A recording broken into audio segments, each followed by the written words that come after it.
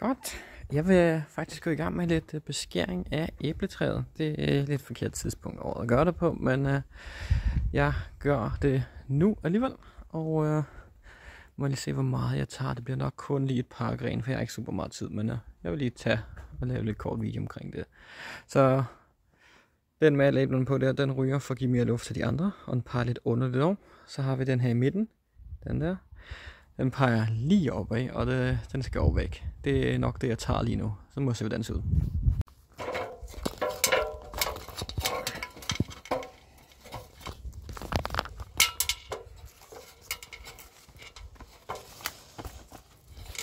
Til opgaven bruger jeg min Bosch elektriske motorsav, som er super fint til præcis noget her.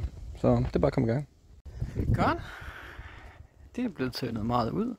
Der er en hel del mere herover, men jeg kunne ikke rigtig fjerne mere, uden at det begynder at blive alt for voldsomt. Men der er tyndet meget ud.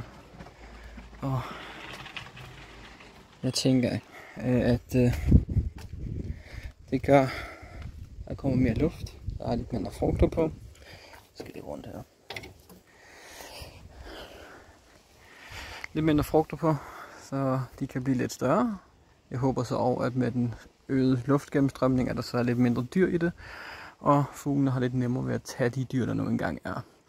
Der er selvfølgelig stadig en masse vandris rundt omkring. Dem har jeg ikke fjernet, det må jeg gøre på et andet tidspunkt, og jeg skal lige skære lidt mere på de der. De skal ikke være der, den der.